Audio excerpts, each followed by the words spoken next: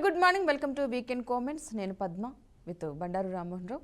Right, ఇక ఈరోజు మనతో పాటు అనలిస్ట్ జాయిన్ అవుతున్నారు senior analyst Bandaru Rammohan Rao garu. Good morning అండి Rammohan Rao garu. Good morning. Okay, ఇక ఈరోజు ప్రత్యేకించి ఒక ఏపీ అంశానికి అయితే వెళ్దాం. ఫ్రీ బస్సు అమలవుతున్న నేపథ్యంలో మనం స్టార్ట్ చేశారు. నిన్న నుంచి స్త్రీలందరూ కూడా బస్సును యూజ్ చేసుకుంటున్నారు. ఈ ఫ్రీ బస్సు అంటే సూపర్ 6 హామీలు పథకంలో భాగంగా ఈ ఫ్రీ బస్ను కూడా యాడ్ చేయడం జరిగింది. సో మన దీన్ని కూడా ఏ విధంగా చూడొచ్చు అంటారు? ఆల్రెడీ తెలంగాణలో స్టార్ట్ అయింది ఇచ్చిన మాట ప్రకారం, ఇప్పుడు ఏపీలో స్టార్ట్ అయింది. పద్మ గారు, మీకు అట్లాగే బీఆర్కే న్యూస్ ప్రేక్షకులకు శుభోదయం, నమస్కారం. ఒక్కొక్కటిగా అమలు చేస్తాను. మెల్లమెల్లగా ఆర్థిక సమృద్ధి సాధించుకుంటూ ఆర్థికంగా పురోగతి చెందుకుంటూ హామీలను సూపర్ 6 హామీలలో ఓడి చేస్తా అని చెప్పారు. 3 నెలల క్రితమే ఈ ఉచిత బస్సు పథకాన్ని ప్రవేశపెట్టిన అని చెప్పి 15 ఆగస్టు ముహూర్తాన్ని నిర్ణయించారు. కనుక నిన్న ముఖ్యమంత్రి చంద్రబాబు నాయుడు గారు అట్లాగే పవన్ కళ్యాణ్ గారు ఉప ముఖ్యమంత్రి రవాణా శాఖ మంత్రి గారితో కలిసి నిన్న విజయవాడలో ఈ ఉచిత బస్సు పథకాన్ని ప్రారంభించారు. బాగుంది. కానీ ఏమంటున్నానంటే ఇది కొనసాగించే క్రమంలో కొన్ని అవరోధాలు ఉన్నాయి, దాన్ని అధిగమించాల్సిన అవసరం ఉంది. ఒకటి, అందరికీ బస్సు ప్రయాణం ఫ్రీ కనుక కర్ణాటక, ఆంధ్ర, తెలంగాణ అదే మోడల్ అనుసరిస్తూ అందరికీ ఉచిత బస్సు ప్రయాణం చేస్తారు. కానీ ఇందులో ఏంటంటే బస్సుల సంఖ్య పెరగలేదని, లేకపోతే మళ్ళీ మహిళలకు సేమ్ తెలంగాణ కర్ణాటక అనుభవాన్ని దృష్టి పెట్టుకొని ఏమైనా ఏర్పాట్లు వేరే ప్రత్యేకంగా చేశారా అనే మాట ప్రతిపక్షాలు వినిపిస్తున్నాయి. అమలు చేయకపోతేనేమో అమలు చేయలేదని, అమలు చేస్తే ఇప్పుడున్న లొసుగులు చెప్తున్నారు. కనుక ఈ రెండింటిని అధిగమించి ముందుకు పోతాను చూస్తున్నాం. ఎట్లాగో మన వద్దన్నది అమలు ఆగదు కనుక అమలు మొదలైంది కనుక దీనిలో ఈ 2 రాష్ట్రాల అనుభవాలను దృష్టిలో పెట్టుకొని ఎట్లా చేస్తే బాగుంటుంది, ఏ రకంగా చేస్తే బాగుంటుంది ఆలోచించి రేపొద్దున మహిళలకు ఉచిత బస్సు వల్ల పురుషుల కష్టాలు కలగకుండా, అంటే ఆటో వాళ్ళకు కూడా ఇప్పుడు విమర్శ వస్తుంది. ఆటో వాళ్ళు కూడా మరి మాకు గిరాకీ పోతుందని చెప్పి అంటున్నారు. గతంలో తెలంగాణలో కూడా ప్రశ్న వచ్చింది, వాళ్ళు స్ట్రైక్ చేశారు, వాళ్ళకి కొంత వెసులుబాటు ఇస్తున్నారు. కానీ తెలంగాణలో ఆ వెసులుబాటు లభించలేదు. ఆటో వాళ్ళని కూడా మర్చిపోయారు. సరే కానీ ఏం చేస్తాం, మన చేతులు లేదు కదా అని. ఇప్పుడు ఇక్కడ కూడా సేమ్ ఆటో కార్మికులు ఏమంటున్నారంటే, గతంలో జగన్మోహన్ రెడ్డి ప్రభుత్వంలో మాకు 10,000 రూపాయలు ఇచ్చారు కదా, అట్లా ఏమైనా ఇస్తారా, ఏం సంగతి అని అడుగుతున్నారు. ఆ పథకం అయితే ఇప్పటికీ లేదు. అక్కడ ఆటో రిక్షా వాళ్ళకి నడిపే వాళ్ళకి అది ఏమన్నా ఆలోచన చేస్తారా అంటే హామీలు లేదు, సూపర్ 6 హామీల్లో కనుక ఎట్లా చేస్తారని దాని మీద నడుస్తున్నది. చూద్దాం. మొత్తం మీద మంచిదే. ఉచిత బస్సు ప్రయాణం నిర్ణయించబోతుంది. హామీ ఇంకొకటి అమలు మొదలైంది. అంటే ఈ ఉచిత బస్సు వల్ల ఏపీపై మరొక భారం పడినట్టు కాదంటారా? ఎందుకంటే అభివృద్ధి చేయడానికి అక్కడ ప్రస్తుతానికి నిధులు లేవు, అప్పులు గొప్పగా ఉండిపోయిన ఆంధ్రప్రదేశ్ అన్న వాళ్ళు ఇప్పుడు ఉచిత బస్సు అంటే ఇదొక ఇన్కమ్ తగ్గినట్టే కదా. ఖచ్చితంగా ఇప్పుడు ఏది ఉచితంగా రాదు అని మనకు సామెత. ఉద్దేశంతో ఒకటి ఫ్రీగా ఇస్తున్నామంటే ఇంకొన్ని దోచుకోవడం చూసాం. తెలంగాణలో మొన్న పండుగ పేరు మీద మన బస్సుల మీద 50% ఎక్కువ ఇచ్చారు. 3 రోజులు పూర్తిగా 100 రూపాయలు 150 రూపాయలు ఎక్కువ పెట్టుకోవాల్సి వచ్చింది సామాన్య ప్రజలు. అట్లానే అంతకుముందు బస్ పాసుల రేట్లు పెంచడం కానీ ఇవన్నీ చూస్తుంటే ఒకటి ఉచితంగా ఇస్తున్నామంటే ఏదో రకంగా దాన్ని పూడ్చుకునే ప్రయత్నం చేయాలి కదా. అదే చేస్తున్నారు. సమస్య అదే కదా ఇప్పుడు మనకు కావాల్సింది. ఎందుకంటే ఇక్కడ కూడా ఇది సమస్యలు వస్తాయి. ఇవన్నీ కూడా ఆటో కార్మికుల సమస్యలు వస్తాయి. అట్లాగే ఉచిత బస్సు పే మీద చేస్తుంటే చివరికి డీజిల్ కూడా డబ్బులు లేని పరిస్థితి వస్తాయి. ముఖ్యంగా విజయవాడలో 2 పెద్ద సమస్యలు, అంటే ఆర్టీసీ సంబంధించిన 2 పెద్ద సమస్యలు ముందున్నాయి. ఒకటేమో మనకు కాంట్రాక్ట్ కార్మికులను మన పర్మనెంట్ చేయడం లేదు ఒకటి, అట్లాగే కార్మికులకు డిఏలు కానీ ఇతరత్ర సౌకర్యాలు ఇవ్వడం లేదు ఒకటి, వాళ్ళ పాత బకాయిలు తీర్చడం లేదు. ఇవన్నీ ఎట్లా తీర్చారు అనేది ఒకటి వస్తున్నది. అట్లాగే విజయవాడ నడిబడి ఉన్న ఒక మన గతంలో పాత బస్ స్టాండ్ స్థలాన్ని ఇవాళ లూలు మార్కెట్ కు అప్పచెప్తున్నారు. వేల కోట్ల రూపాయల ఆదాయం గల మన విలువ గల భూమిని ఒక ప్రైవేట్ సంస్థకు 99 ఏళ్ళకి లీవ్స్ ఇస్తే ఎట్లా అని చెప్పి ఆందోళన జరుగుతున్నాయి. ఇవన్నీ మీద సమగ్రంగా ఆలోచన చేయాలి. ఆర్టీసీ నష్టపోకుండా ఉండాలంటే ఖచ్చితంగా రేట్లు పెంచాల్సి వస్తుంది. చూడండి, ఇప్పుడు ఈ ప్రభావం వెంటనే పడకపోవచ్చు, 4వ తర్వాత తెలుస్తుంది. ఏదైనా ఉచితంగా ఇచ్చే పద్ధతి మాత్రం కరెక్ట్ గా, ముఖ్యంగా మహిళల్లో కూడా అందరికీ మహిళలకు అర్హులే కనుక రేపు పొద్దున ప్రభుత్వ ఉద్యోగులు లేకుంటే ఏవో మిడిల్ క్లాస్ వాళ్ళకి కానీ లేకపోతే ఎవరైనా మహిళ అయితే ప్రయాణం చేసే అవకాశం ఉంటుంది కనుక కొన్ని ఉచితాలు ఆల్రెడీ కొనసాగుతున్నాయి. ఉదాహరణకు విద్యార్థులకు ఉచితాలు ఆల్రెడీ పురుషులకు అంటే బాలులకు బాలికలకి ఇద్దరికి కూడా కొనసాగుతున్నాయి కదా. దానికి అదనంగా అందరికి ఇస్తామంటున్నాడు. కాకపోతే తెలంగాణలో అనుభవం ఏంటంటే మొదట్లో అంతా ఎట్లా పడితే అట్లా యాత్రలకు వాటికి తిరిగిన ప్రజలు బండి అయితే ఉంటారు కదా, కొంత తగ్గింది అంటున్నారు. బస్సుల సంఖ్య పెంచాల్సిన అవసరం అయితే వస్తుంది. Okay, right. ఇక మరొక అంశం చూద్దాం. స్వాతంత్ర దినోత్సవం రోజు బనకచెర్ల అంశం భగ్గుమంది. తెలంగాణ ఆంధ్రప్రదేశ్ ముఖ్యమంత్రులు ఏం మాట్లాడారన్నది చూస్తే కొంచెం ఆసక్తికరంగానే ఉంది ఆ బనకచెర్ల అంశానికి సంబంధించి. సో మనం దీన్ని ఏ విధంగా చూడొచ్చు అంటారు? దీనికి ఒక క్లారిటీ వచ్చే అవకాశం ఉందనుకోవచ్చు అంటారా? మొన్న స్వాతంత్ర దినోత్సవ సందర్భంగా దేశంలో రాష్ట్రపతి, ప్రధానమంత్రి కూడా మాట్లాడారు. అట్లాగే 2 రాష్ట్రాల ముఖ్యమంత్రులు ఎవరికి వారు మాట్లాడారు. ఉడబలుకునే మాట్లాడలే కానీ ఎవరికి వారు ఒక 10 నిమిషాలు వెనక ముందు మాట్లాడారు. కనుక దాని సమాధానం అనుకోవడానికి వీలేదు. కానీ ఎవరికి వారి రాష్ట్ర అభివృద్ధి పట్ల అంకిత భావం ఉంటుంది. కనుక చంద్రబాబు నాయుడు గారు ఈ బనకచెర్ల గేమ్ చేంజర్ అవుతుంది అని అన్నారు. గతంలో పోలవరం గురించి కూడా ఇట్లా మాట్లాడి 30 ఏళ్ళు అయింది. పోలవరం అంతా వివాదాల మయమైపోయి చివరికి పోలవరం కూలవరంగా మారడం, తర్వాత డ్యామ్ కొట్టుకుపోవడం, ఇవాళ మొదటి 5 ఏళ్లలో కొంత పురోగతి సాధించడం, రెండో 5 ఏళ్లలో పూర్తి కాకపోవడం చూస్తున్నాం. ఇంకో 3 ఏళ్ళు 4 ఏళ్ళు పడుతున్నాం. అట్లానే మరొకసారి పోలవరం ప్రాజెక్టు వివాదాస్పదం చేసే అంశాన్ని, ముఖ్యంగా 2 రాష్ట్రాల మధ్యన నీటి తగవులు ఇంకా పెరిగే అంశాన్ని మొన్న చంద్రబాబు నాయుడు గారు ప్రస్తావించారు స్పష్టంగా. అంటే బనకచెర్ల అనుకుంటూనే గేమ్ చేంజర్ అవుతుంది, దీనికి మేము కిందికి పోతే వరదలను మేము భరించాలి, కానీ ఆ వరద జలాలను మేము వాడుకోవద్దా అనే ఒక ప్రశ్న వేశారు. నా ఉద్దేశం ఏంటంటే, ఇది వరకు చెప్పానంటే మామూలు ప్రజలకు అర్థమయ్యే విధంగా ఇది వరద జలాలు మా నష్టము ఆంధ్రప్రదేశ్ ప్రజలు అనుభవిస్తున్నారు కదా, వాడుకుంటే తప్పు ఏమిటంటే మామూలు లాజిక్ కరెక్ట్ అనిపిస్తుంది. కానీ గత మొత్తం 80 ఏళ్ల పరిపాలనలో, ముఖ్యంగా ఆంధ్రప్రదేశ్ ఏర్పడడానికి 70 ఏళ్ల పరిపాలన చూసుకుంటే కాంగ్రెస్ అయితే తెలుగుదేశం దాదాపు 17 ఏళ్ళు 18 ఏళ్ళు తెలుగుదేశం పాలించింది. ఆ తర్వాత 10 ఏళ్ళు బీఆర్ఎస్, అక్కడ ఇక్కడ తెలుగుదేశం వైసీపీ పాలించింది. ఉమ్మడి ఆంధ్రప్రదేశ్ లో 17 ఏళ్ళు మన 12 ఏళ్ళు పరిపాలించిన తెలుగుదేశం పార్టీ అప్పుడు ఏం చేసింది అనే సమస్య వస్తుంది కదా. అంటే ఆనాడు తెలంగాణ పాట తెలంగాణకు, ఆంధ్రప్రదేశ్ వాట ఆంధ్రప్రదేశ్ విడదీయ పరిస్థితి లేదు, మొత్తం ఆంధ్రప్రదేశ్ వాటాను వాడుకున్నారు. ఆనాడు తెలంగాణ ప్రాజెక్టు పూర్తి చేసింది అనే సమస్య కూడా వస్తుంది కదా. కనుక చంద్రబాబు నాయుడు గారి ప్రశ్నకి ఏమొస్తుందంటే, మీరు అవి పూర్తి చేస్తుంటే ఎవరి నికర జలాలు వాడుకునే పరిస్థితి ఉంటే వాటి సమస్య రాకపోయేది కదా, వరదలు ఉండకపోయేది కదా. కారణం మీరే కదా. గతంలో ప్రభుత్వంలో 9 ఏళ్ళు ముఖ్యమంత్రిగా మీరే ఉన్నారు కదా. అంతకుముందు 5 ఏళ్ళు మనకు ఎన్టీ రామారావు గారు 6 ఏళ్ళు పరిపాలన చేశారు కదా. తెలుగుదేశం పార్టీ గురించి మాట్లాడి ఉన్నది కదా సమస్య వస్తున్నాయి, ఓ ప్రశ్న వస్తున్నాయి. అట్లాగే ఇక్కడ కూడా అదే. తెలంగాణలో అయితే గత ప్రభుత్వాన్ని బదనం చేస్తూ బనకచెర్ల కాజ్యం పోసింది కేసీఆర్ అని చెప్పి వీళ్ళు ఈ 2 పార్టీల రాజకీయ నాటకం ఆడుతున్నాయి. అన్నిటికంటే ముఖ్యమైనది 2 రాష్ట్రాల ముఖ్యమంత్రులు నేను మాట్లాడుకునే దానికంటే పైన ఎక్కడైతే కేంద్ర ప్రభుత్వం ఈ జాతీయ జనవనరులను జాతీయ స్థాయిలో ఉంటాయి కనుక వాళ్ళు కూర్చుని పెట్టి మాట్లాడే ప్రయత్నం ఒకసారి చేసిండ్రు. చెరొక కమిటీకి పేర్లు ఇవ్వమని 5 ఇవ్వని కోరారు. ఇంతవరకు 5 పేర్లు ఇవ్వడం లేదు. వీటి కానీ వాటిని తాత్సారం చేస్తున్నాం. అంటే చెస్ గేమ్ లో కదా, వాళ్ళ ఎత్తును బట్టి మనం చేద్దామని ఆంధ్రప్రదేశ్ పేర్లు ఇచ్చిన తర్వాత మేము పేర్లు ఇచ్చిన తర్వాత ఆంధ్రప్రదేశ్ అని చెప్పి 2 రాష్ట్రాల ముఖ్యమంత్రులు ఆలస్యం చేస్తున్నారు. ఇప్పటికైనా సరే కేంద్ర ప్రభుత్వం పిట్టపోరు ఇల్లు దిల్చిందని చిన్నగా వ్యవహరించకుండా ఇద్దరిని కూర్చోబెట్టాలి. ముఖ్యంగా ఈ బనకచెర్ల ప్రాజెక్ట్ అనే అంశం లేదని మన ఎజెండా లేదు మన రేవంత్ రెడ్డి అంటున్నారు. కాదు ఉందనేమో అక్కడి మన ఇరిగేషన్ శాఖ మంత్రి రామాయణ అంటున్నారు. కనుక ఇవన్నీ 2 చూసి ఈ బనకచెర్ల అవసరమా కాదా, అవసరమైతే ఏం చేయాలి, తెలంగాణ వాటా నికర జలాలు ఎట్లా తేల్చాలి, అసలు మిగులు జలాలు ఉన్నాయా లేవా, మిగులు జలాలు వరద జలాలు కానీ మాట గతంలో బచావతి ట్రిపుల్ అన్నదా లేదా, ఇవన్నీ మాట్లాడి నా ఉద్దేశం ఏంటంటే ఇప్పటికీ ఈ నీటి పంచాయతీని తీర్చాల్సిన బాధ్యత కేంద్ర ప్రభుత్వానికి. పూర్తి స్థాయిలో బచావత్ కమిటీ వాటిని పూర్తిగా అమలు చేయాలి. దాంతో పాటు 2 రాష్ట్రాల మధ్యన నీటి పంచాయతీ తీర్చేసి అప్పుడు మిగులు జలాలు ఉంటే ఇద్దరు కాదు 5 పంచుకోవాల్సి వస్తుంది అప్పుడు. ఎందుకంటే ఎప్పుడు కూడా మెరిసేదంత బంగారం కాదు, పోయేవి మిగులు జలాలకు మారుతున్నాయంటే మిగతా వాళ్ళు వాడుకోకపోవడం వల్ల కదా. వాడుకోకపోతే తప్ప మేము వాడుకుంటే వద్దన్నామా అని చంద్రబాబు నాయుడు అదే అంటున్నారు కదా. వాడుకోకుండా చేసింది ఈ ప్రభుత్వాలే కదా.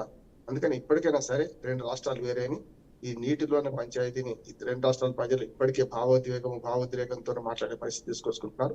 కనుక 2 రాష్ట్రాల ముఖ్యమంత్రులు కేంద్ర ప్రభుత్వం కలిసి దీనికి సామరస్యపూర్వక ఉభయ పక్షులపై పరిష్కారం సాధించాల్సిన అవసరం అంతేనమాట.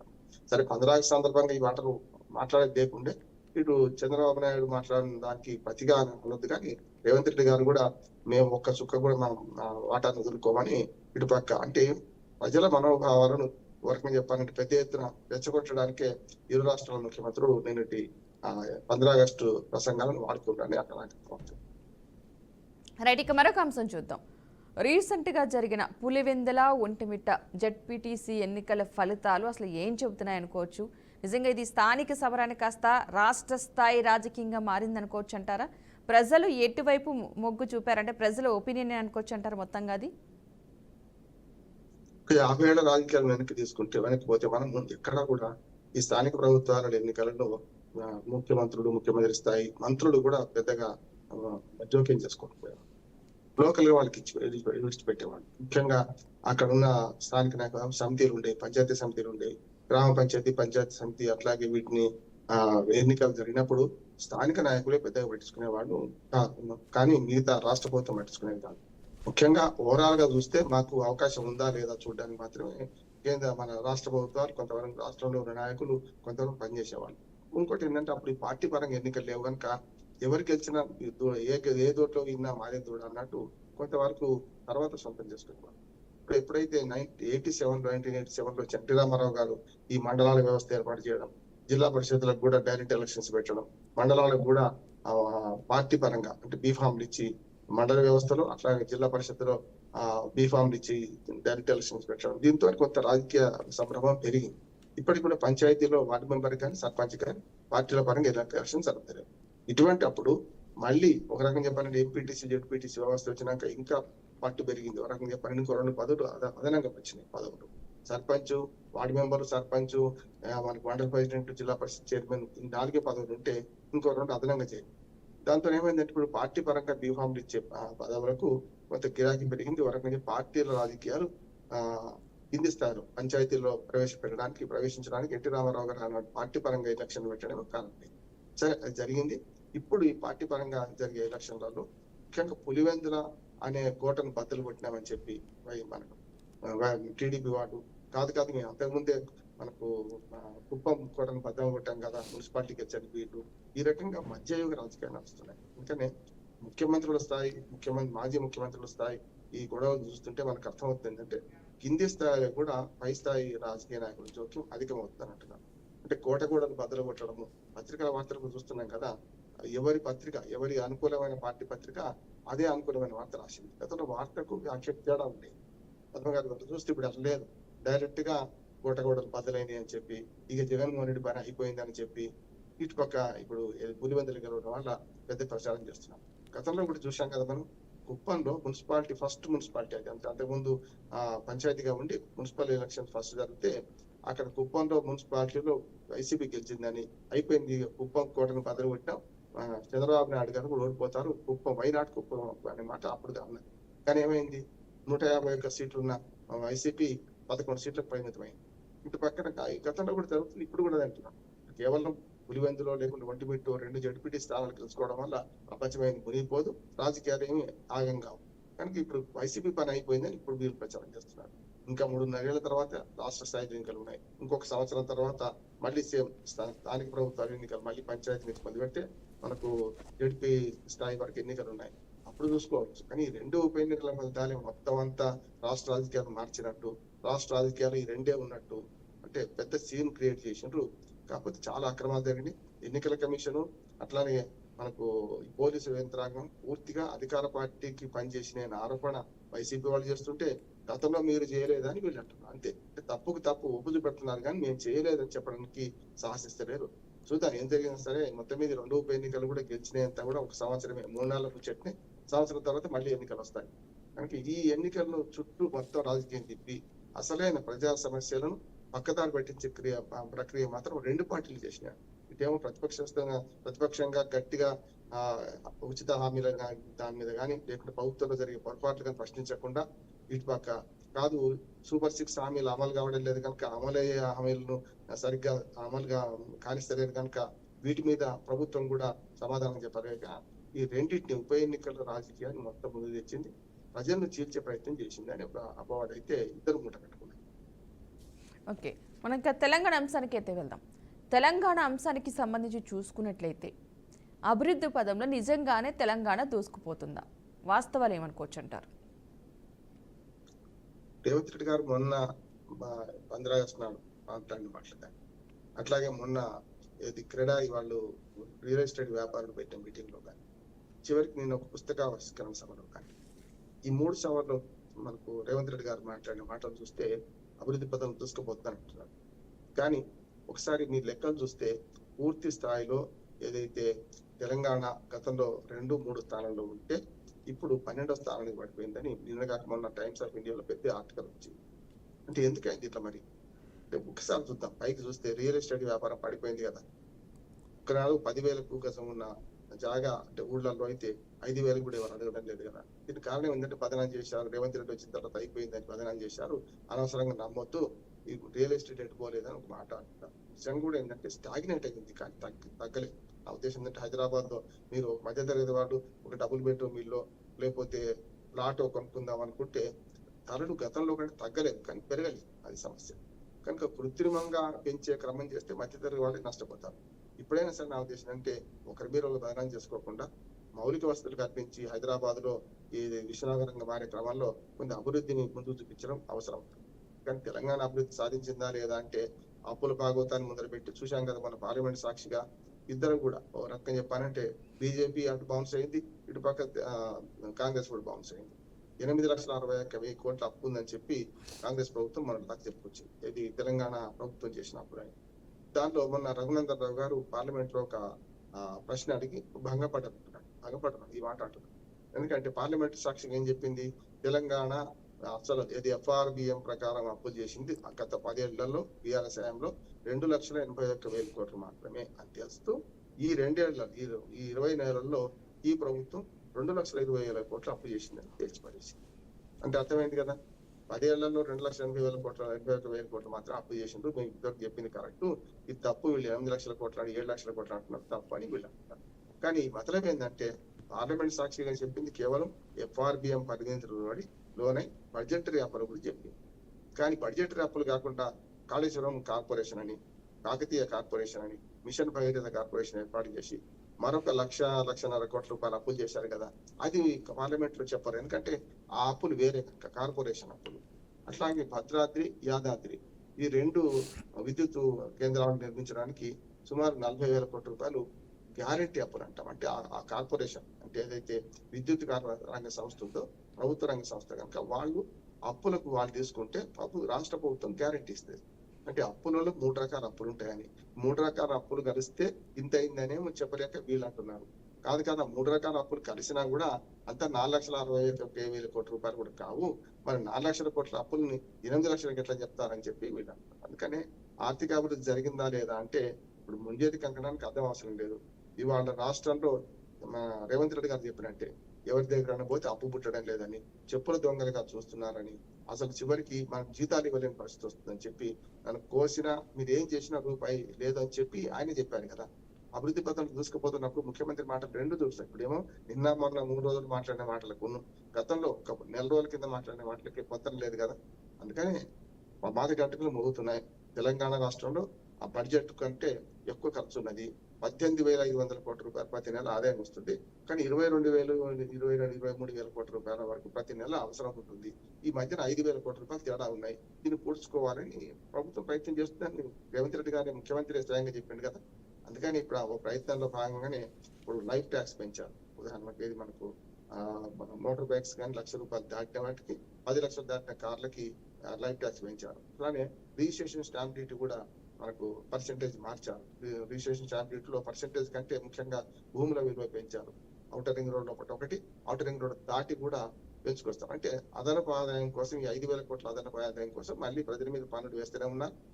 నిన్నగాక అక్కడ ఉచిత బస్సు మీద కూడా నడుస్తూనే పండుగల సందర్భంగా 50% అదనంగా వసూలు చేసి దోపిడీ చేశారని ప్రతిపక్షాలు విమర్శ చేస్తున్నాయి. అంటే బడ్జెట్ లో ఆ లోటు పూడ్చుకునే క్రమంలో ప్రభుత్వాలు ఏం చేస్తాయంటే ఎప్పటికప్పుడు మిగతా మార్గాలు ఎదుర్కొంటాయి.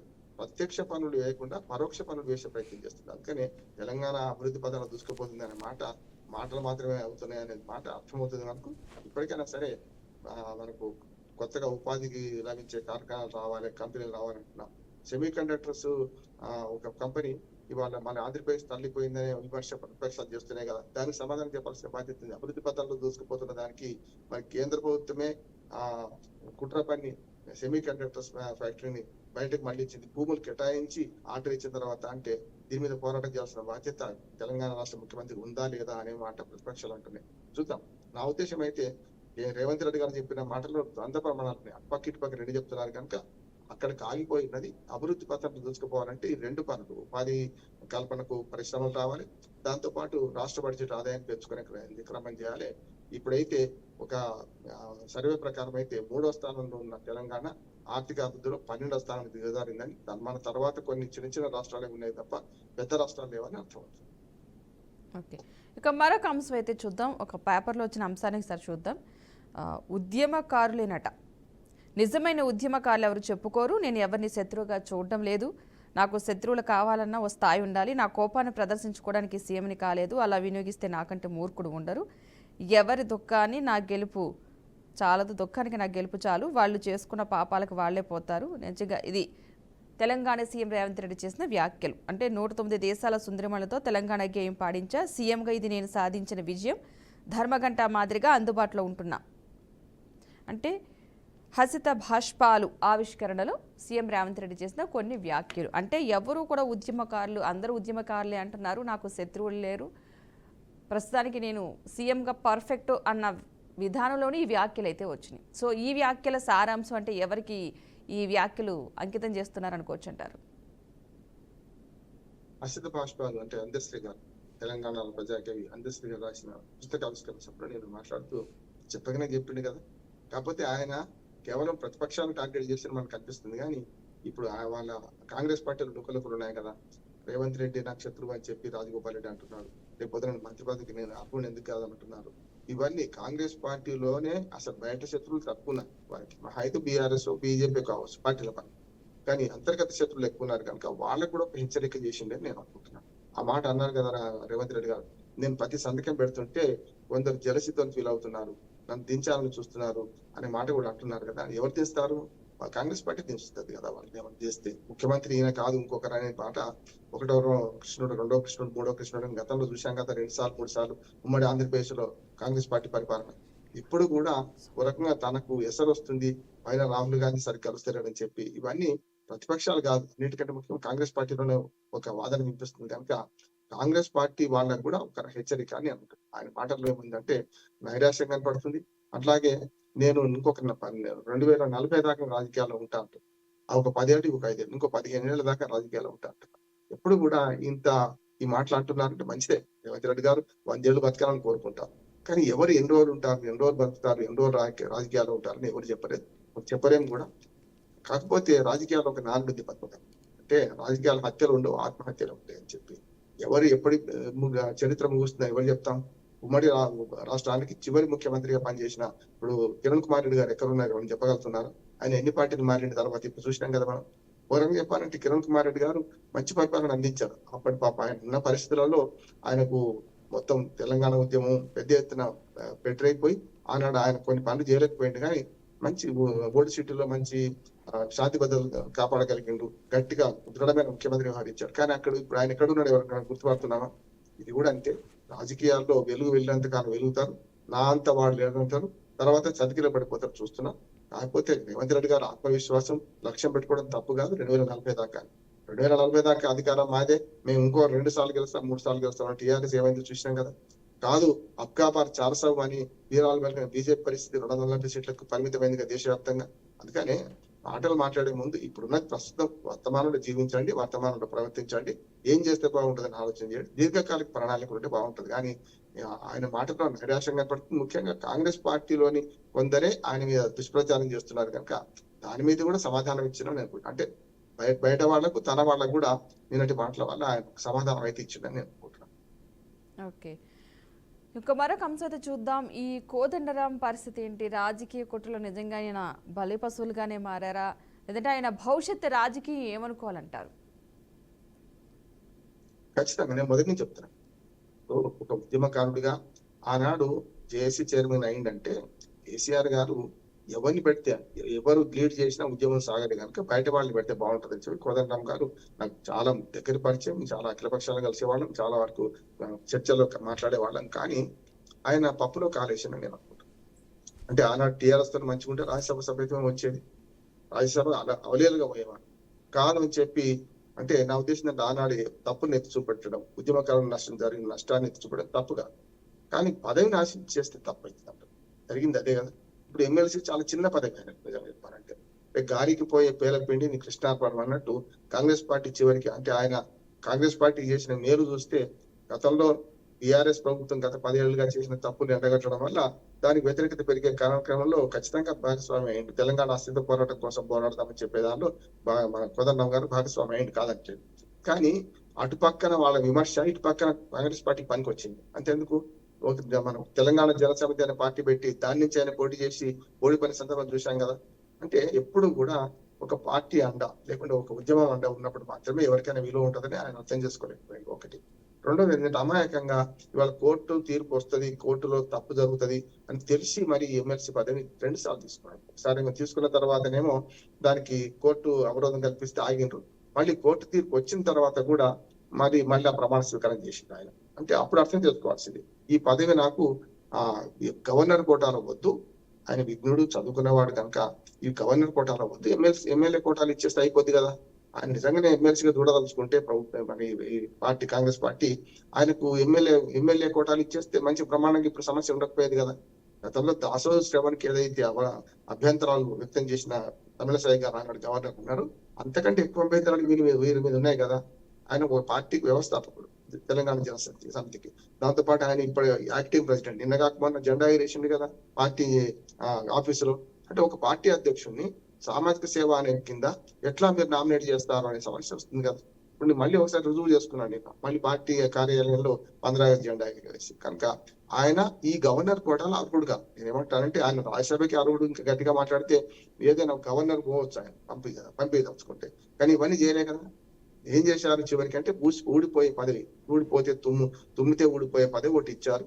ఆయన 2 సార్లు భంగపడ్డాడు. అందుకని ఈ రాజకీయ పోరాటంలో రాజకీయ చదరంగంలో ఒక బలి పశువుగా మారినట్టయితే నేను అనుకుంటున్నాను. ఆయన చాలా గౌరవం ఉన్నది, ప్రేమ ఉన్నది. కానీ ఆయన ఈ అంచనా వేయడంలో, ఈ పరిస్థితులు అంచనా వేయడంలో కానీ ప్రభుత్వం ఇవి కానీ తగుదనమ్మా అని చెప్పి ఎమ్మెల్సీ తీసుకోవడంలో కానీ ఇప్పుడు ఏమైందంటే ఆయనతో పాటు నియామకమైన అమీర్ ఖాన్ గారు కూడా పదవి ఊడిపోయిందంటే ఆయన అర్హుడు పూర్తిగా. ఇప్పుడు ఏదైతే రాజకీయ పదవుల్లో గవర్నర్లు ఎట్లా అర్హుడు కాదో రాజకీయ పదవుల నుంచి వచ్చిన వాళ్ళు ఇక్కడ కూడా గవర్నర్ కోటాలో అర్హుడు కాదంటున్నాను. లేకపోతే కోదండరాం గారు వేరే కోటాలో అర్హుడు కాకపోవడం సమస్య లేదు. కానీ అది ఇవ్వకుండా కేవలం వివాదాస్పదమైన అంశాన్ని తీసుకొని ఈ గవర్నర్ కోటాను నియమించడం వల్లనే అప్పుడు దాసోజు శ్రవణ్, కుర్రా సత్యనారాయణకి ఎట్లాంటి అనుభవం అయిందో ఇప్పుడు వీళ్ళిద్దరు కూడా అదే అనుభవం అయింది. ఇప్పుడు మళ్ళొకసారి వీరిని నియామకం చేస్తా అంటున్నారు. ఇదే ప్రభుత్వం ఏం చేస్తుందంటే కోర్టు తీర్పు వచ్చేసింది కదా, చూద్దాం తర్వాత అంతిమ తీర్పు లోబడి అంటున్నారు కదా, మరోసారి నామినేట్ చేస్తే ఏమవుద్ది అంటున్నారు. ఇవైతే సరైన కోదండరాం గారు అర్థం చేసుకోవాల్సింది ఏంటంటే ఈ రాజకీయ పోరాటంలో ఈ పదవుల పంపకంలో తాను ఒక రకంగా బలిపశువుగా మారినామని అర్థం ఇంకా చేసుకోలేకపోతే అంతకంటే అమాయకత్వం ఇంకోట్లేదని. ఓకే, మరొక అంశం అయితే చూద్దాం. ఈ కాళేశ్వరం ప్రాజెక్టు అక్కడ కూలిన అంశాన్ని, పిల్లర్ కూలిన అంశాన్ని హైలైట్ చేశారు. కానీ పోలవరంలో కాపర్ డ్యామ్ కూలింది, ఆ విషయాన్ని బయట రాకుండా చేశారంటూ కూడా బీఆర్ఎస్కి సంబంధించిన మాజీ మంత్రి కేటీఆర్ వ్యాఖ్యలు అయితే చేయడం జరిగింది. సో దీన్ని అంటే వీళ్ళు తప్పు అంటే మేము చేస్తేనే తప్పు, వాళ్ళు చేస్తే తప్పు కదా అన్న చందంగా లేదంటారా?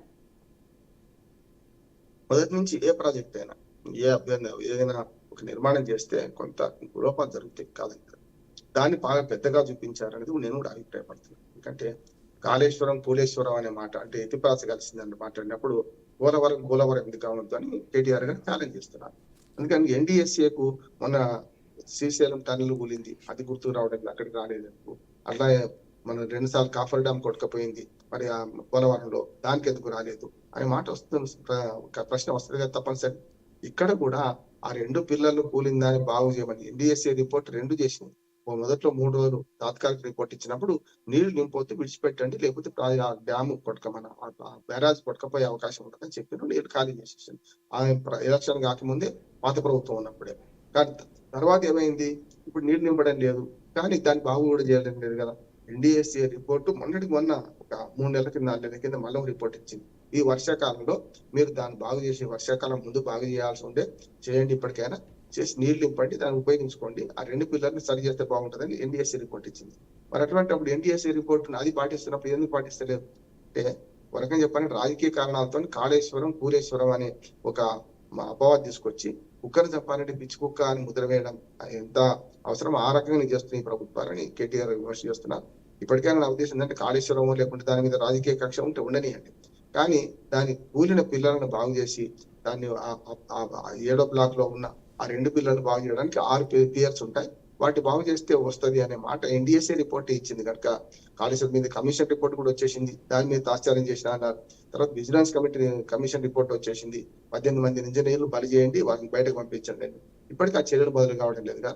రాజకీయంగా దుమారం లేపి కాళేశ్వరం పనికిరాందని నిరూపించడం కోసమే ఈ ప్రభుత్వం చేస్తుందనే విమర్శ KTR గారు చేస్తున్నారు. సహేతుకమైంది అంటున్నాను. ఇప్పటికైనా సరే ఆ విమర్శ తట్టుకోవాలంటే రాష్ట్ర ప్రభుత్వం ఏం చేయాలంటే కాళేశ్వరం ప్రాజెక్ట్ ఎట్లా ఉపయోగించే పరిస్థితి తీసుకుని రావాల్సిన అవసరం అవుతుంది. ఓకే, హైదరాబాద్కి సంబంధించి నిజంగా డ్రగ్స్ అనేది చాలా ఒక మహమ్మారి పట్టు పీడిస్తుంది. రీసెంట్గా మొయినాబాద్ ఫామ్ హౌస్లో అసలు ఏం జరుగుతుంది అని ప్రజలు చాలా ఉత్కంఠ అయితే కొనసాగుతుంది ఈ డ్రగ్స్ వ్యవహారానికి సంబంధించి. సో ఎలాంటి చర్యలు తీసుకుంటే మంచిదంటారు? ఈ డ్రగ్స్ కావచ్చు, గంజాయికి సంబంధించి కావచ్చు, ఈ మధ్యకాలంలో ఎక్కువగా వింటున్నాం కాబట్టి. పద్మగారు, ఇప్పుడు ఈ డ్రగ్స్ సమస్య అనేది ఒక రాష్ట్రానికో ఒక జిల్లాకు పరిమితమైంది, అంతర్జాతీయ సమస్య, అంతర్రాష్ట్ర సమస్య. ఎందుకంటే ఒక పొలంలో రైతు దాని ఎలుకలను నిర్మూలించడానికి తన పొలంలో మాత్రం పనిచేస్తే లాభం లేదు. పక్క పొలంలో ఎలుకలు మనకు వచ్చేస్తాయి. కనుక సామూహికంగా ఎలుకల నిర్మూలనకే సామూహిక వ్యవసాయ కార్యక్రమాల భాగంగా అందరు రైతులు కష్టపడాలి ఎట్లా అంటామో ఇది కూడా అంతే. ప్రపంచవ్యాప్తంగా ఇప్పుడు మనం చూసాం, గతంలో జగన్మోహన్ రెడ్డి గారు అధికారంలో ఉన్నప్పుడు విశాఖపట్నం నుంచి ఒక గోడకు ఓడే గంజాయితో వచ్చిందని చెప్పి, మార్క్ ద్రవ్యాలతో వచ్చిందని చెప్పి, అక్కడి నుంచి హైదరాబాద్ ద్వారా బొంబాయికి పోతుందని చెప్పి మనం చాలా విన్నాం. ఆ ఓడ సంగతి ఏమైందో మనకు తెలియదు కూడా చాలా వరకు. అట్లానే రెండోది చూస్తున్నాం ఏంటంటే ఇప్పటికీ గోవా టు హైదరాబాద్, హైదరాబాద్ టు గోవా 2 రకాల మారకాలు జరుగుతున్నాయి మాదక ద్రవ్యాలు. మనం గంజాయి ఇస్తుంటే అక్కడి నుంచి మన హెరాయిన్ లాంటి మత్తు పదార్థాలు వస్తున్నాయని చెప్పి. అంతేందుకు 111 జీవో అమల్లో ఉన్న ఏదైతే ఆ ప్రాంతం అంటే మొయినాబాద్ ఫామ్ హౌస్ ప్రాంతం అంటాం మనం, గండిపేట పైన, మన హిమాయత్ సాగర్ పైన, వికారాబాద్ నుంచి కింద దాకా చేవేళ్ల ఆ తాలూకా వాటిలో చూసుకు 84 గ్రామాల్లో ఈ మనకు నిర్మాణాలకు కొన్ని అనుమతులు లేవు. కనుక అక్కడ ఫామ్ హౌస్లు పెద్ద దందా జరుగుతుందని చెప్పి మనకు అర్థమవుతుంది. పోలీసులు అక్కడ పోలీస్ స్టేషన్లో 5 పోలీస్ స్టేషన్ల పరిధిలో ఇవన్నీ ఉంటాయి. సుమారు 5-6 పోలీస్ స్టేషన్ల పరిధిలో ఉంటాయి. వీళ్ళు ఈ ఏవైతే ఫామ్ హౌస్ల పేరు మీద నడుస్తున్న దందాన్ని అరికట్టాలంటే అక్కడ ఏం జరుగుతుంది, ఎవరు బాధ్యులు, ఏంటిదని ఎప్పుడైనా చూస్తున్నారా? ఒక లాగ్ బుక్ మెయింటైన్ చేసుకుంటూ అక్కడ ఏ ఫంక్షన్ జరుగుతుంది అని ఒకసారి చూస్తే అర్థమవుతుంది కదా. నిన్న చూసాం మనం, కొంతమంది ఆఫ్రికన్లు, కొంతమంది విదేశస్తులు కలిసి ఒక పెద్ద పార్టీ చేసుకున్నారు. ఆ పార్టీలో పాజిటివ్ గా అంటే హెరాయిన్ వాడిండో అనే దాని మీద ఒక 4-5 పట్టుబడ్డారని అర్థమవుతుంది, తెలుస్తున్నది. కనుక విశ్వనగరంగా మారుతున్న హైదరాబాద్ మత్తు నగరంగా కూడా మారే పరిస్థితి ఉన్నది. కనుక ఇవాళ పబ్బులు వీటిలలో కూడా యథేచ్ఛగా ఈ మందులు మారుతున్నారని చెప్పి, ఇది మన మాదక ద్రవ్యాలు మారుతున్నారని అర్థమవుతుంది. ముఖ్యంగా ఈ ఫామ్ హౌజుల మీద ఒక కన్నేసించాల్సిన ప్రభుత్వం మరి గతంలో ఫామ్ హౌజులు రెగ్యులేట్ చేస్తామన్నారు, ఇవన్నీ చేస్తామన్నారు కదా, చేయలేదు. ఇప్పటికైనా సరే ఇప్పుడు నిన్నటి సంఘటన బట్టి మరొకసారి అంతర్జాతీయంగా హైదరాబాద్ బదనం కాకుండా ఉండాలంటే తప్పక ఈ ఫామ్ హౌజుల మీద ఒక నిఘా పెట్టాలి, ఒక కన్నేయాలి. అన్నిటికంటే ముఖ్యమైనది ప్రతిరోజు ఆ ఫామ్ హౌస్ లో ఏ పార్టీ జరుగుతుంది అని దాన్ని చేయాలి. దానికి ఒక ప్రత్యేక యంత్రాంగాన్ని ఏర్పాటు చేయాలి. మామూలు పోలీసులకు శాంతి భద్రత చూడాలి, VIP భద్రత చూడాలి, రకరకాల భద్రత ఏర్పాట్లు వాళ్ళు చేయాల్సి ఉంటుంది. కనుక ఈ ఫామ్ హౌస్లలో గందరగోళం, మాదక ద్రవ్యాల మీద టాస్క్ ఫోర్స్ ఒకటి ఉన్నది. మాదక ద్రవ్యాల మీద కూడా గతంలో సెలబ్రిటీస్ ని కూడా మనకు ఎంక్వైరీ చేశారు, విచారణ చేస్తే ఏం చేయలేదు. కనుక ఎవరైతే వాడుకుంటున్నారో వాళ్ళని మాత్రమే బాధితులు చూడాలి. పెడ్లర్స్ ఎవరైతే సప్లై చేస్తున్నారో వాళ్ళ మీద కఠినంగా చర్యలు తీసుకోవాలి. అడ్వకేట్ చెప్తున్నాడు, మాదక ద్రవ్యాల విషయంలో యావజ్జీవ శిక్ష వరకు కూడా ఉన్నాయి, శిక్షలు బ్రహ్మాండంగా ఉన్నాయి. కానీ రుజువు కావాలి కదా.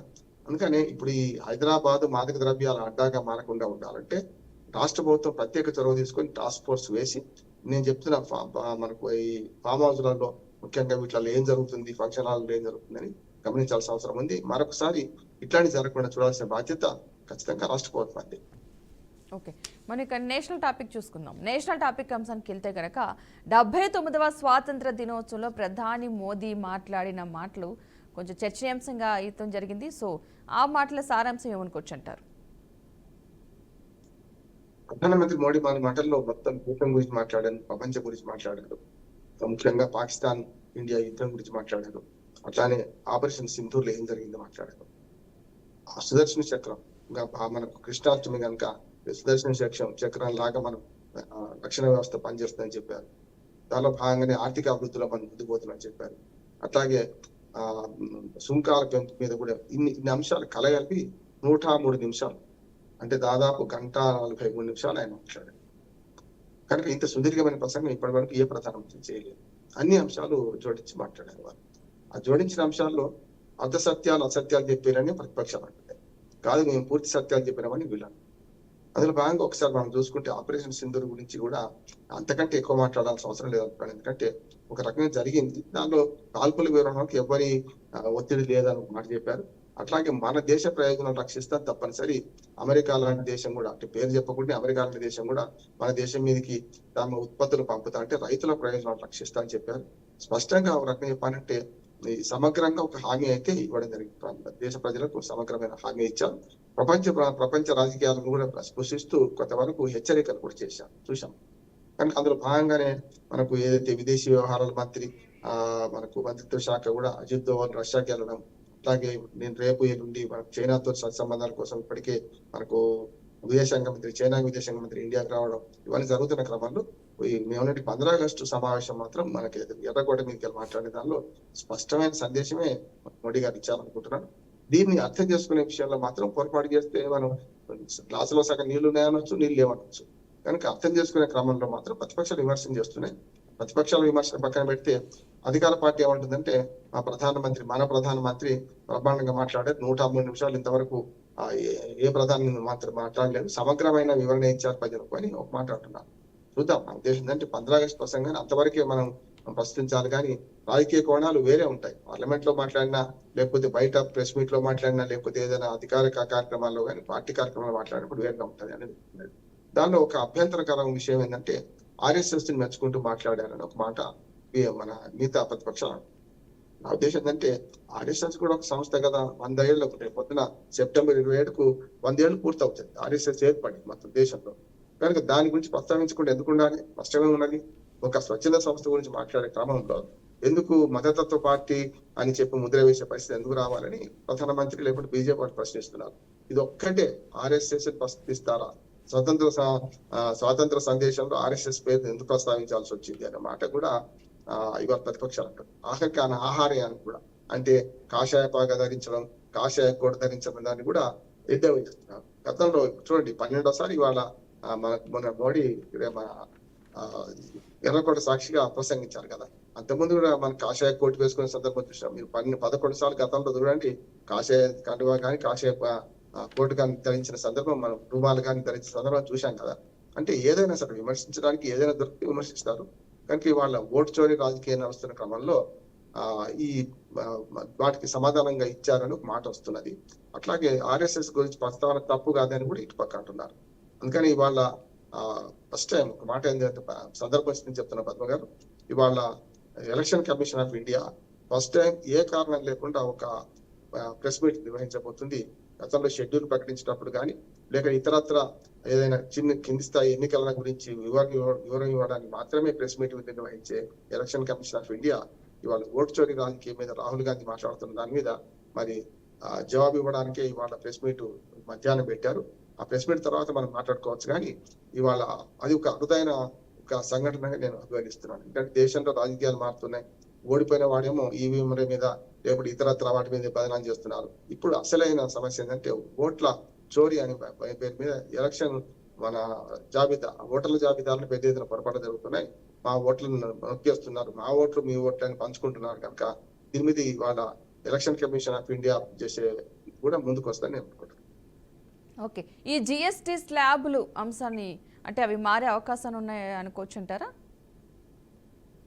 అంటే రిజల్ట్ మొదలై చెప్పేశారు. నేను మోడీ గారు మొన్న ఇదే స్వాతంత్ర దినోత్సవ ప్రసంగంలోనే చేసే పని, జిఎస్టీకి పద్ధతి ఉంది. జిఎస్టీ స్వతంత్ర సంస్థ. అట్లాగే అందరూ రాష్ట్ర ఆర్థిక మంత్రులు కలిసి కూర్చొని ఒక చర్చకు వచ్చి అప్పుడు దాన్ని డిక్లేర్ చేయాలి. కానీ ఇప్పుడు ఏంటంటే ప్రశ్న పేపర్ మొదలే రిలీజ్ చేసిండ్రు, ఆన్సర్ కూడా మోడీ గారు చెప్పారని ఒక విమర్శ ఎదుర్కొంటున్నారు. రేపు పొద్దున ఇప్పుడు ఈ నెల ఆఖరిలో కానీ వచ్చే నెల మొదట్లో కానీ ఈ మొత్తం జిఎస్టీ సమావేశం ఇప్పటికి 28 సార్లు జరిగింది, మరొకసారి జరిగే అవకాశం ఉన్నది. కనుక జరిగితే అప్పుడు ఆ నిర్ణయం చేసుకోవాలి. దీపావళికి మీ అందరికీ ఒక పెద్ద బోనాంజా ప్రకటిస్తున్నారని చెప్పి జిఎస్టీలో మార్పుల గురించి ఆల్రెడీ చెప్పేసారు. మరి నిర్ణయం కాకుండా చెప్పడం ప్రధానమంత్రి కరెక్ట్ కాదు కదా. ఎర్రకోట సాక్షిగా వారు చట్టాన్ని ఉల్లంఘించినట్టే కదా. జిఎస్టీ సమావేశాలు అందరూ ఆర్థిక మంత్రులు ఒప్పుకున్న తర్వాత కదా జరగాల్సిన మార్పు ఆయన చెప్పింది ఆల్రెడీ చెప్పేసింది. నేను కూడా చెప్తున్నాను ఏమనంటే ఇప్పటికి 4 స్లాబులు ఉన్నాయి జిఎస్టీలో, 5, 12, 18, 28 4 రకాల స్లాబులు ఉన్నాయి. 5% స్లాబులు మన భోజన పదార్థాలు ఇడ్లీ, వడ, హోటల్ తింటే వస్తాయి. అట్లాగే 12% స్లాబులు కొంత మధ్యతరగతి వాళ్ళు వాడుకునే వస్తువుల మీద ఉన్నాయి. అంటే 25% అనేది అత్యంత ఎక్కువ ఇప్పటిదాకా ఉన్నది. కానీ ఇప్పుడు ఏం చేస్తారంటే 5, 12 మాత్రమే ఉంచుతాం. 18 స్లాబులేమో 12 కుదిస్తాం, 12 స్లాబులేమో 5 కుదిస్తాం, 28 స్లాబ్ మొత్తం ఎత్తేస్తామని చెప్పి 28 కానీ 18 కానీ మొత్తం ఎత్తేస్తామని చెప్పి మోడీ గారు ప్రకటించారు. మంచిదే. ఇప్పుడు కూడా పన్నుల విధానంలో ఎంత తక్కువ పన్నులు ఉంటే అంత ఎక్కువ వసూలు అవుతాయి. అది చాలా సామాన్య సూత్రం. గతంలో చాణక్యుడు మనకు కౌటిల్యుడు కూడా అదే రాశాడు. ఆర్థికంగా పన్ను నొప్పి లేకుండా పన్నులు వసూలు చేయడం ఎలా అంటే, పన్ను నొప్పి అంటే ఈ పన్ను నొప్పి కాదు. ఏ పన్ను నొప్పి అంటే పన్నులు కట్టే వాళ్ళకి ప్రజలకు భారం అవుతున్న పన్నుల్ని తగ్గిస్తే అప్పుడు ఆటోమేటిక్ గా పన్నులు ఎక్కువ సులభాయి. అంటే ఈ పన్ను కట్టడం కంటే మేము తప్పించుకోవడం సులభం కాదు అనే మాట వచ్చినప్పుడు తప్పనిసరి వసూలు అవుతాయని అంటున్నారు. కనుక జిఎస్టీ విధానంలో మార్పులు అవసరమే అంటున్నాను. నేనైతే 5-12% కనుక మార్పులు చేస్తే 28-18% తీసేస్తే మంచిదే అంటున్నాను. కాకపోతే పొగాకు మీద 40% పన్నులు వేస్తా అంటున్నారు. కరెక్ట్ అంటున్నారు. వాళ్ళ చూస్తున్నాం గుట్కా, ఖైనీ, అట్లాగే ఈ పొగాకు ఉత్పత్తుల వల్ల క్యాన్సర్ ఎంత పెద్ద పెరుగుతుందో చూస్తున్నాము. అట్లాగే జిఎస్టీ పరిధిలోకి మొదటి నుంచి డిమాండ్ చేస్తున్న దాన్ని మాత్రం వంగ తోటకాడ మాత్రం బావానొద్దు అంటున్నారు కేంద్ర ప్రభుత్వం. జిఎస్టీ పరిధిలోకి మద్యాన్ని తీసుకురామని కోరుతున్నారు. అట్లాగే పెట్రోల్, డీజిల్ కూడా తీసుకుంటామని కోరుతున్నారు. ఈ మాత్రం చేయరు. ఎట్టి పరిస్థితులు జిఎస్టీ చేర్చరు. ఎందుకంటే ఇవాళ మొత్తం ఈ రెండింటి మీద ప్రధానమైన ఆదాయం కేంద్ర ప్రభుత్వానికి వస్తున్నాయి. చూస్తారు కదా మీరు, గతంలో మనకు $110, $120 ముడి చమురు ఉన్నప్పుడేమో గదే $110 ఉండేది మన పెట్రోల్. ఇవాళ $40-50 తగ్గింది. ముఖ్యంగా ఉక్రెయిన్ రష్యా యుద్ధం వల్ల చాలా వరకు చమురు చాలా చౌకగా వస్తుంది. ఇవాళ దాదాపు 5 లక్షల కోట్ల రూపాయలను ఈ చమురు దీని మీద అంటే ఇంధన వనరుల మీద సంపాదించుకుంది గవర్నమెంట్ అని ప్రతిపక్షాలు విమర్శలు చేస్తున్నాయి. నిజమే. కనుక తగ్గినప్పుడు తగ్గాలి కదా. మరి $110 పెట్రోల్ కనీసం $80 కావాలి కదా. $40 కాకుండా కూడా ఎందుకు కావడం లేదు అంటే అక్కడ తగ్గినా సరే ప్రజల మీద పన్నులు వేస్తూనే ఉన్నారు. కనుక జిఎస్టీ పరిధిలోకి దీన్ని తీసుకురాలి, ఇంధనాన్ని తీసుకురాలి. అంటే పెట్రోల్, డీజిల్, ఇతరత్ర గ్యాస్ ని తీసుకురాలి. రెండవది ఏంటంటే మద్యం మీద, మద్యం తాగేవాడే కడతాడు తాళ్ల పన్ను అన్నట్టు మద్యం కూడా మన జిఎస్టీ పరిధిలోకి తీసుకురావాలని మద్య ప్రియులు కాదు జనరల్ గా పబ్లిక్ కోరుతున్నారు. కనుక జిఎస్టీ పరిధిలోకి మద్యం కూడా తీసుకురావాలి. పొగాకు మాత్రం 40% పెట్టి చేశారు. కనుక మిగతావి ఎవరైతే సామాన్య ప్రజలు వాడుతున్నారో ఆ వస్తువులన్నింటి 5% లోపే కాక కొంత లగ్జరీస్ ఉన్న బాబతి అంటే కార్లతో సాగిట్టయితే 12% లోపే పన్నులు విధిస్తామంటున్నారు. జిఎస్టీలో సంస్కరణలు అవసరం. జిఎస్టీ రావడం వల్ల కొంత కేంద్ర రాష్ట్ర ప్రభుత్వాలకు కూడా మనకు సమర్థవంతంగా నిధుల పంపిణీ జరుగుతుంది. దాంతోపాటు మల్టిపుల్ ట్యాక్సెస్ విధానం పోయింది. నా ఉద్దేశం గతంలో 12 రకాల ట్యాక్సులు ఉండేవి. అన్ని కలిపి రాష్ట్రానికి సగం, కేంద్రానికి సగం. చిన్న ఉదాహరణ చెప్పి ముగిస్తాను. అంటే ఒక ఇడ్లీ తిన్నాం అనుకోండి, హోటల్లో ₹10 ట్యాక్స్ అయింది అనుకోండి. ₹10 స్టేట్ జిఎస్టీ ₹5 పోతుంది, సెంట్రల్ జిఎస్టీ ₹5 పోతుంది. కనుక పన్నుల విధానంలో రాష్ట్రాల హక్కులకు గౌరవించినట్టే అంటున్నారు. ఇప్పటికి కూడా కొన్ని రాష్ట్రాలకు ఈ జిఎస్టీ వల్ల నష్టం జరుగుతుంటే ఎప్పటికప్పుడు సమతుల్యత ప్రదర్శించడానికి ఆ రాష్ట్రాలకు అదనంగా నష్టం జరిగిన మేరకు కేంద్ర ప్రభుత్వం జిఎస్టీ నుంచి ఇస్తున్నది కూడా. ఇంకా జిఎస్టీ మంచిది అంటూనే దాంట్లో ఈ సంస్కరణ అవసరం అనుకుంటున్నాం. కాకపోతే అవసరమైన సంస్కరణలు జిఎస్టీ మీటింగ్ లో తేల్చాలి కానీ ప్రధానమంత్రి స్థాయిలో ఎర్రకోట సాక్షిగా అందరికీ పేపర్ డిక్లేర్ చేయడం సరైనది కాదండి. ఓకే, మనకి మరొక అంశం చూద్దాం. ఉత్తర భారతదేశంలో వరదల విషాదం నిజంగా చాలా బాధపడాల్సిన అంశం ఇది. క్లౌడ్ బరస్ట్కి శాస్త్రవేత్తలు చెబుతున్న కారణాలు అసలు ఏమనుకోవచ్చు అంటారా రీజన్స్ని? అంటే ఈ వరదలకి అంటే మనం ప్రకృతి వైపరీత్యాలకి మనం బాధ్యులం కాకపోయినా కొన్ని సంఘటనలు కూడా బాధ్యులు చేస్తుంది కాబట్టి. పద్మగారు, నిజంగా చెప్పాలంటే ప్రకృతి శాపాన్ని ఎవరు మనం పరిహరించలేదు. ప్రకృతి పంచభూతాలు ఎప్పుడు ప్రకోపిస్తే తెలియదు. కనుక 2020 చూసాం కదా, పెద్ద ఎత్తున మనం హైదరాబాద్ వరదలు చూసాం, వరంగల్ వరదలు చూసాం. ఈ మధ్యన ప్రపంచవ్యాప్తంగా ఎక్కడికక్కడ అర్బన్ ఫ్లడ్స్ అనే మాట వినిస్తుంది. అట్లాగే ఇప్పుడు నిన్న జరిగిన పెద్ద ఘోర విషాదమైన సంఘటన ఏంటంటే దాదాపు 78 మంది దాకా చనిపోయింది అంటున్నారు. ఇంకా శిథిలాల కింద 1000 మంది దాకా ఉన్నారంటున్నారు. కనుక ఏదైతే మనకు మన దక్షిణ భారతదేశంలో ఉన్న భౌగోళిక మన సమతుల్యతకు భౌగోళికంగా ఉండే భూమి నిర్మాణానికి ఉత్తర భారతదేశంలో నిర్మాణం తేడా ఉంటుంది. నేను 2-3 సార్లు కాశ్మీర్, అమర్నాథ్ దాకా పోయించిన వాడిని కనుక నేను చెప్తున్నాను. అక్కడ బూడిదలాగా మట్టిలో రాళ్ళు ఉంటాయి. ఏమాత్రం పెద్ద వర్షం పడితే ఆ మట్టి కరిగి రాళ్లతో సాకొట్టుకొస్తుంది. గతంలో బద్రీనాథ్ దేవాలయానికి కూడా ముప్పు సంభవించింది, అట్లాగే జరిగింది. కానీ భౌగోళికంగా ఉన్న దానివల్ల ప్రభుత్వాలు ఏం చేయరు. అంటే భౌగోళికంగా మట్టి ఆ పరిస్థితి అట్లా ఉంటుంది. కానీ ప్రకృతి శాపాన్ని అరికట్టలేం, కానీ పాలకుల పాపాన్ని అయితే మనకి అరికట్టాలి కదా. కనుక ముందు జాగ్రత్తగా చర్యగా ఇట్లాంటి జరుగుతున్నప్పుడు ఏం చేస్తున్నాం ఏ సంగతి అని తెలుసుకోవాలి. ఉదాహరణకు మనం చూసాం, హైదరాబాద్ లో వరుసగా 3 రోజులు స్కూళ్ళకి సెలవులు ఇచ్చేశారు. సెలవులు ఇచ్చిన రోజులు వర్షాలు పడలే. మరి నిన్న వాళ్ళ పెద్ద ఎత్తున పడుతుంది. అంటే వాతావరణ శాఖ విఫలం అవుతుందా అనేది కూడా వస్తుంది. కాంక్రీట్ అరణ్యాలు అన్నమాట. ముఖ్యంగా మీరు శాస్త్రవేత్తలు ఏం చెప్తున్నారు అన్నారు కనుక కాంక్రీట్ అరణ్యాలు పెరగడం, రెండోది పర్యావరణానికి భంగం కలిగి చర్యలు తీసుకోవడం, ముఖ్యంగా ఈ యాత్రలు వీటి పేరు మీద అక్కడ పర్వత సానువుల్లో కూడా కొంతవరకు ప్లాస్టిక్ ఎంత నిషేధించినా కూడా అక్కడ వేడి పెరగడానికి కారణం కావడం, ఇవన్నీ జరుగుతున్నాయి. గ్లోబల్ వార్మింగ్, మేము ఒక 30-40 ఏళ్ల క్రితం గ్లోబల్ వార్మింగ్ చర్చ పెడితే రామ్మోహన్ రావుకి ఏం పనిలేదా ఆయన విమర్శలు చేసిన వాళ్ళు కూడా ఉన్నారు. గ్లోబల్ వార్మింగ్ దానిలో ఏమవుతుందని ఆనాడు మనం అందరం శాస్త్రవేత్తలతో కలిసి పెట్టిన మీటింగ్లు ఇవాళ మనకు అదే తెలుపుతున్నాయి కదా. కనుక ఉత్తర భారతంలో జరిగే మన విషాదాలకు కారణాలు వెతకాల్సిన అవసరం ఉన్నది. అట్లాగే ముఖ్యంగా హైడల్ ప్రాజెక్ట్స్ ఉత్తర భారతదేశంలో ఉన్న ఏవైతే చిన్న చిన్న నదులు, చిన్న చిన్న వాగులు, వంకలకు అడ్డంగా ఈ విద్యుత్ ఉత్పాదన కోసం హైడల్ ప్రాజెక్ట్స్ మన ఆంధ్రప్రదేశ్ నుంచి కూడా చాలా మంది పెట్టుబడితే నా మిత్రులు ఉన్నారు, అక్కడ పోయి విద్యుత్ ఉత్పాదన చేస్తున్నారు. కనుక అటువంటి విషయంలో కూడా చిన్న చిన్న ఆనకట్టలు కట్టడం, పైనుంచి నీళ్లు దుంకేటట్టు చేయడం, దానివల్ల కూడా విద్యుత్ ఉత్పాదన కోసం పర్యావరణ భంగం చేస్తున్నారని మాట వస్తున్నది. అట్లానే జనజీవనంలో కూడా ఒక మార్పు తీసుకురావాల్సిన అవసరం ఉంటుంది అంటున్నారు. ముఖ్యంగా పర్యావరణ రక్షణకు చర్యలు తీసుకోకపోతే గ్లోబల్ వార్మింగ్ పెరగడం వల్ల హిమాలయ నదాలు కరిగి ఈ ఉపద్రవాలకు కారణమవుతున్నాయని వాళ్ళు చెప్తున్నారు. ప్రపంచవ్యాప్త అనుభవాలను చూసుకుంటే ఈ వరదల నియంత్రణకు ఏం చేయాలనే దాని మీద కొన్ని మంచి సూచనలు ఉన్నాయి. వాటి పాటిస్తే రాకపోవచ్చు. నేను మూడో చెప్తున్నా, ప్రజల స్వార్థం కూడా ఉంది. అంటే ఎప్పుడు కూడా ప్రకృతి వైపరీత్యాలకు ప్రకృతి శాపం ఎంత కారణం, పాలకులకు పాపం అంతే కారణం, దాంతో ప్రజల స్వార్థం కూడా అంతే కారణం అంటాం. పర్యావరణ విధ్వంసంలో ప్రజలు ఖచ్చితంగా ఈ పాపంలో పాల్పంచుకుంటున్నారు. ప్రభుత్వాలు ఏం చేయవులే అనే ధీమాతోని పర్యావరణానికి నష్టం చేసే క్రమం చేస్తున్నారు. ముఖ్యంగా ప్లాస్టిక్ వినియోగం మీద కానీ ఇతరత్ర దీన్ని ప్రత్యామ్నాయాలు వెతకాల్సిన అవసరం అయితే ఎంతైనా ఉంది. ఈ వరదలు రాకుండా ఎప్పటికప్పుడు అర్బన్ ఫ్లడ్స్ ముఖ్యంగా రాకుండా చేయాలంటే నాలాల క్రమబద్ధీకరణ, అట్లానే మనకు ఇల్లు కట్టేటప్పుడు క్రమంగా మనకు నిబంధనలు పాటించడం, అట్లాగే రోడ్ల నిర్వహణలో కూడా ముందస్తు జాగ్రత్తగా ఒక 50 ఏళ్ళ ముందు ప్రణాళిక పెట్టి చేయడం. ముఖ్యంగా ఈ అపార్ట్మెంట్ కల్చర్ నుంచి మనకు భూమి అందుబాటులో ఉంది కదా, నగరాల విస్తరణకు ఇప్పుడు మనకు హైదరాబాద్ లాంటి outer ring road, regional ring road ఏర్పాటు చేయడం, అభివృద్ధి వికేంద్రీకరణ చేస్తే తప్పనిసరి ఇటువంటి విపత్తులు జరగకుండా ఉంటాయని శాస్త్రవేత్తలు చెప్తున్నారు. అది కూడా మనం సమర్థించాల్సిన అవసరం ఉంది. ఓకే, మరొక అంశాన్ని అయితే తీసుకుందాం. ఆ అధికారం కోర్టులకు లేదని ఒక విషయం అయితే పేపర్లో వచ్చింది. బిల్లులను ఆమోదించే విషయంలో రాష్ట్రపతికి, గవర్నర్లకు న్యాయస్థానం గడువు పెట్టలేదు. అలా చేస్తే రాజ్యాంగపరమైన గందరగోళం, సుప్రీంకోర్టుకు తేల్చి చెప్పిన సర్కార్. అంటే రాష్ట్ర ప్రభుత్వాలు శాసనసభల్లో ఆమోదించి పంపే బిల్లులపై నిర్ణయం తీసుకోవడానికి గవర్నర్లకు, రాష్ట్రపతికి గడువు విధించడం సరికాదని సుప్రీంకోర్టుకు కేంద్ర ప్రభుత్వం తెలిపింది. దీనివల్ల రాజ్యాంగపరమైన గందరగోళం ఏర్పడే అవకాశం ప్రమాదం ఉందని ఈ అంశంపై సర్వోన్నత న్యాయస్థానానికి సమర్పించిన లిఖితపూర్వక వాదనలో అభిప్రాయపడింది. సో గవర్నర్కి, రాష్ట్రపతికి అంటే ఒక బిల్లుకు సంబంధించి ఆమోదించిన విషయంలో గడువు, ప్రత్యేకించి 3 నెలల గడువుని గతంలో మాట్లాడుకున్న అంశానికి సంబంధించి ఇంత గడువు అంటూ ఉండదు, వాళ్ళకి అలాగా సర్వోన్నత న్యాయస్థానం అలా చెప్పడం కరెక్ట్ కాదంటూ కూడా కేంద్ర ప్రభుత్వం నుంచి ఒక లిఖితపూర్వకమైన లేఖ వెళ్ళడం జరిగింది. దాంట్లో ఈ అంశాలు ప్రస్తావించడం జరిగింది. సో ఈ అంశానికి సంబంధించి ఏం చెప్తారు? పద్మగారు, ఈ లీగల్ గా దీని పర్యవసానాలు, పరిణామాల గురించి మాట్లాడితే ఇది ఎత్తుకొచ్చింది. ఇప్పుడంటే రాజ్యాంగంలో చాలా ఉన్నత స్థాయిగా ఆలోచించి రాజ్యాంగ వ్యవస్థలు ప్రమాణంగా పనిచేస్తాయనే ఉద్దేశంతోనే వాటికి కొన్ని ఇమ్యూనిటీ పెట్టింటారు. ఉదాహరణకు స్పీకర్ అధికారంలో, ముఖ్యంగా అసెంబ్లీ కానీ, చట్టసభలు, పార్లమెంట్ కానీ లోపల జరిగే విషయాలు కోర్టులు ప్రభావితం చేయదు, కోర్టులు మాత్రం దాన్ని జోక్యం చేసుకోవద్దు, అదొకటి పెట్టింది.